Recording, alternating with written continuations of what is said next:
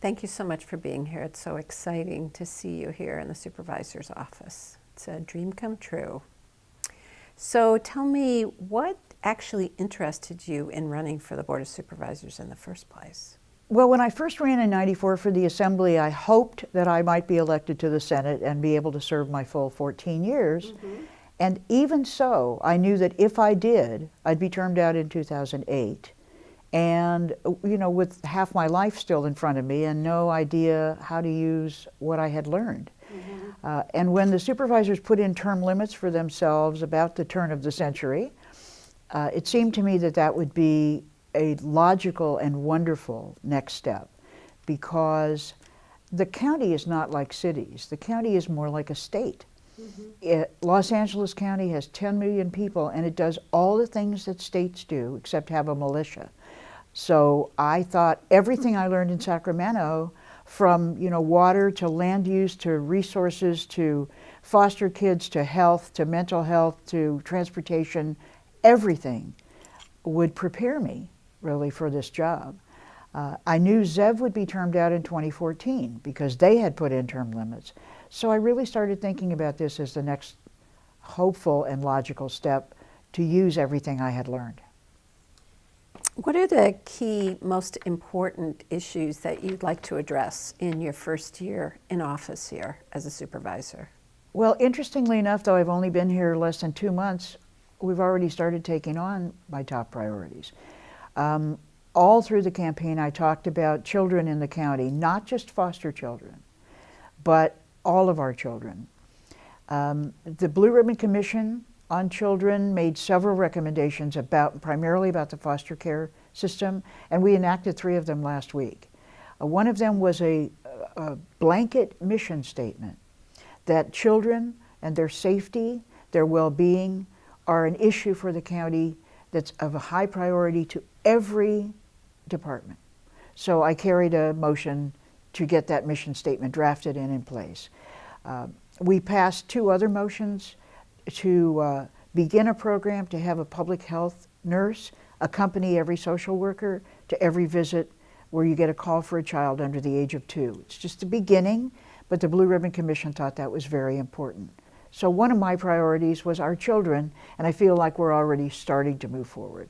And I love the idea of having 12 years to keep at this, because it's such a vulnerable population. There's been a lot of talk recently, a lot more attention to the issue of low-wage poverty and income inequality.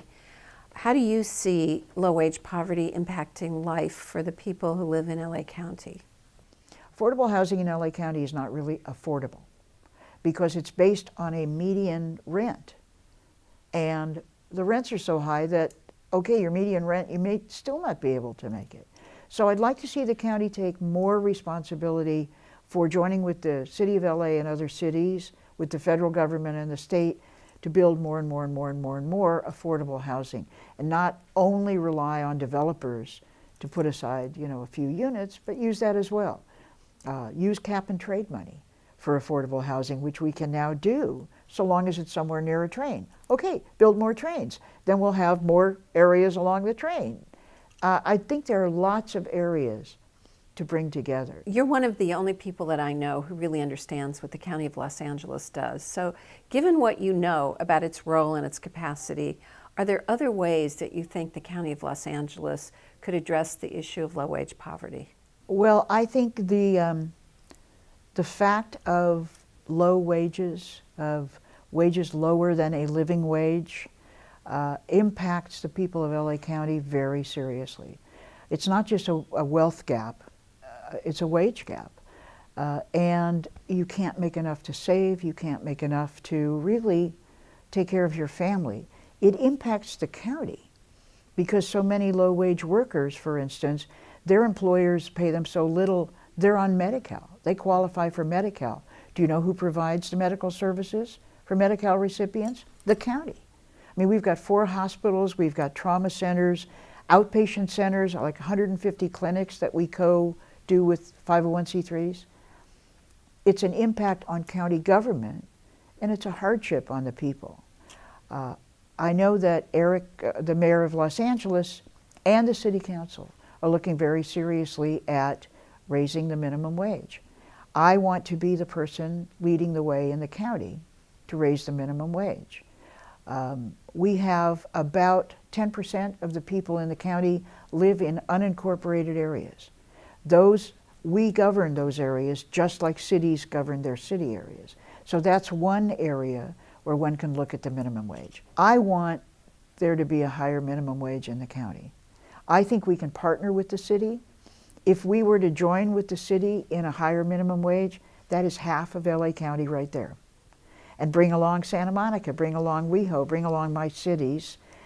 We could make it more than half of LA County has raised their minimum wage. I think the president really challenged us to look at this issue. Lane has really challenged us for quite a long time to do better, do better, do better. And I want to be a partner in that and intend to be.